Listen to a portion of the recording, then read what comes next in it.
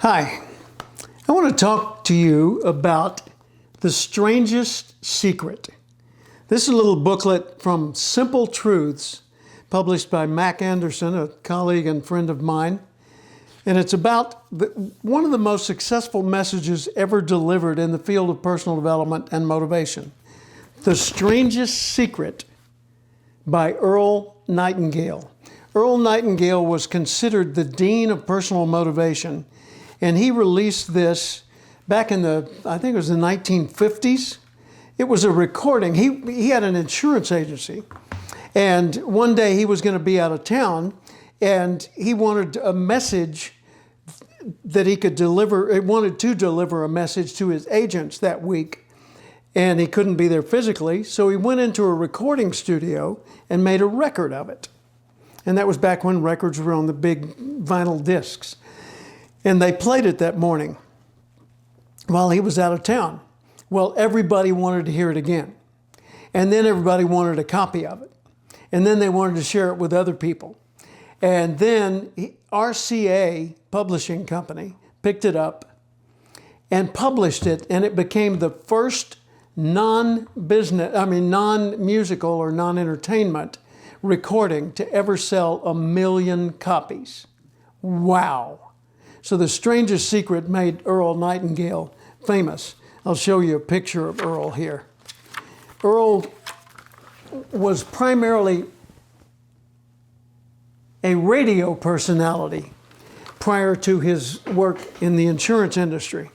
He had been the voice of a character called Sky King on a radio show back in the days before television.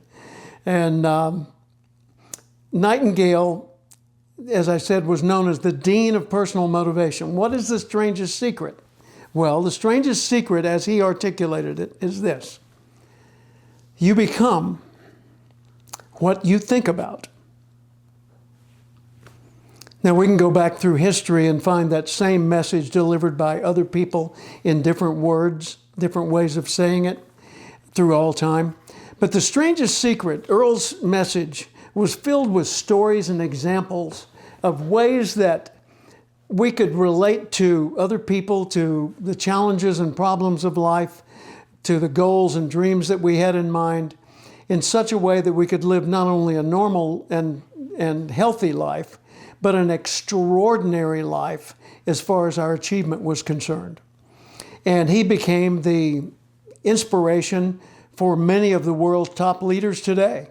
I've spoken with countless people over my 50 years of professional speaking, and they've said, oh, Earl Nightingale, oh, I've got his book right here, I've got his recordings over here. I grew up on that. I heard him on the radio every day. I bought his tapes and listened to it on cassettes back in the day. You know, they tell me that.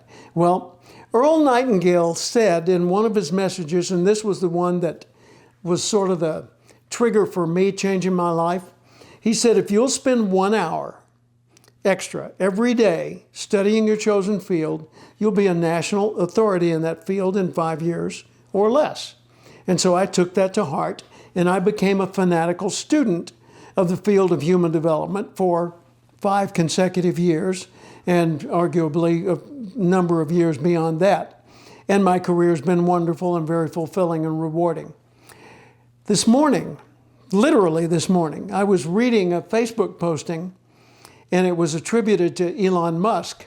And he was saying, what took me from being a young, struggling dreamer to being a huge success was the discovery that if I would dedicate 1 hour every day to focusing on the most important things to me, my success would be virtually assured. I'm paraphrasing wildly. But what he said was the hour had to become sacred, had to become inviolate, and meaning that nobody could violate it. That hour was going to happen. It was going to happen every day. It was going to be totally focused on only one thing. It was not going to be on a computer screen. It was not going to be in a meeting with somebody else. It was going to be focused, thinking, dreaming, calculating, study, reflection, and focused all on the main thing he wanted next in his life. He was saying the same thing Earl Nightingale was saying. And Earl posed the challenge in The Stranger's Secret. He said, take a 30-day test. He said, for 30 days, 1 hour every day, set aside some time where you're alone and just think about your main life goal. What is it you dream about most, want most, care about most deeply achieving? Do that for 30 days. Write your goal at the top of a sheet of paper, and not typing it, not dictating it, write it. Or, well, you could type it, I suppose, but not in an app or social media. Do this in one document directly in front of you, put the date on it, and keep the records. And after you've written your goal down, write down all the various ways that you can think of to achieve it, even if you don't think they're possible yet. I have goal sheets going back as far as 1974. These are goal setting pages. That one's 1981. This one's 1980. I've got them in here in random order. That was on airplane stationery. Here's one I typed in a typewriter. I had them, that's again 1980. Mission, vision, values, priorities, goals. I've done that for years.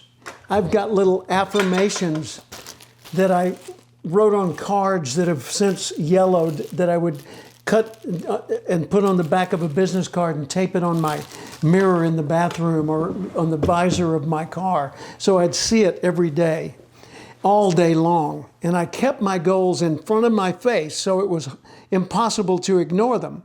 And then an hour every day, my hour was breakfast. I, for way more than 5 years, had breakfast alone every day. I would go, when I started out, to McDonald's, and I'd get an Egg McMuffin and coffee. And I would sit there with a blank sheet of paper, not with a stack of work, with a blank sheet of paper, and I'd write my goal, and I'd start brainstorming ways to reach it. And I wrote things that were outrageous, things that I would never dream could really come true, but I put them down anyway. Like I said, I want to have an article in XYZ magazine. Well, years later, I ended up on the cover of that magazine and other magazines. And then I had regular columns in magazines. And I said, I want to be on this TV show. And sure enough, and now I'm a regular co-host on a PBS show, and I've had my own television show. Wow. I wrote down, I want to be hired by the White House. I was hired by Nancy Reagan when she was First Lady to be the speech teacher for the people who were speaking on behalf of her Just Say No to Drugs campaign. Who saw that? I mean, these things came seemingly out of the blue, not because I called these people and lobbied to get them. I set them down in my goals and dreams, and then I kept working day to day on making my goals come true. And then all of a sudden I'd be surprised by some enormous opportunity or some wonderful reward that was directly in line with the dreams I had articulated in writing years ago.